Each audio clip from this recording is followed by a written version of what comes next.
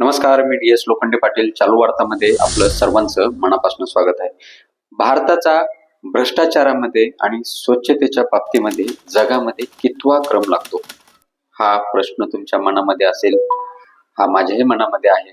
आणि आता लेटेस्ट मध्ये ग्लोबल ट्रान्सपरन्सी या संस्थेने एक अहवाल सादर केलेला आहे. या अहवालानुसार भारत भ्रष्टाचाराच्या यादीमध्ये जगामध्ये कितव्या क्रमांकावरती आहे आणि स्वच्छतेच्या यादीमध्ये जगामध्ये कितव्या क्रमांकावरती आहे हे आपण पाहू. आता यामध्ये जी ग्लोबल ट्रान्सपरन्सी संस्था आहे ही दरवर्षी अहवाल सादर करते आणि सर्वे करून हे लोकांसमोर आणते की जगामध्ये जे 180 देश आहेत, या 180 देशामध्ये तुमचा देश स्वच्छता किंवा भ्रष्टाचाराच्या यादीमध्ये कितव्या क्रमांकावरती आहे. तर आता भारताचा जर विचार केला तर भारत 2023 ला 96व्या क्रमांकावरती होता. आता यामध्ये कसं आहे, ती संस्था जी आहे 0 ते 100 गुण देते.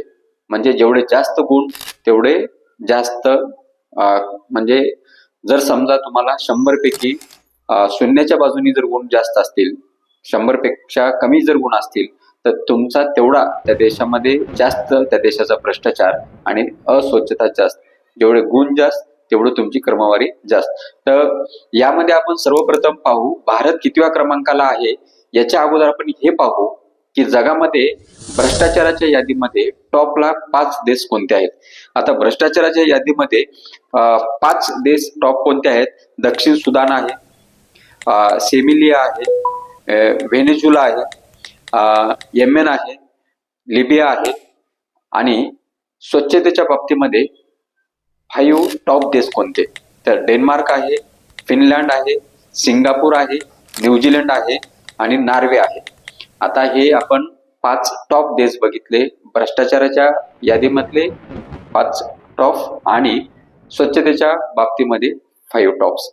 तर मग आता ह्यामध्ये भारताचा क्रम कितवा लागतो, तर जी ग्लोबल ट्रान्सपरन्सी संस्था आहे हे जे सर्वे करते ह्यानुसार भारताचा क्रम हा, भारताला जे गुण दिलेले आहेत त्यांनी ते दिलेले आहेत 39.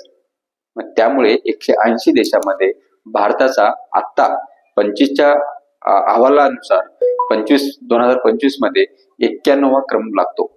म्हणजे भ्रष्टाचाराच्या बाबतीमध्ये 180 देशापैकी 91वा क्रम आहे आणि स्वच्छतेच्या बाबतीमध्ये पण तेच सीन आहे. एकंदरीत ही भारताची आजची परिस्थिती आहे. कशानुसार? ग्लोबल ट्रान्सपरन्सी संस्थेनुसार. यावर आपलं काय मत आहे कमेंट बॉक्समध्ये कमेंट करून नक्की कळवा. जय हिंद, जय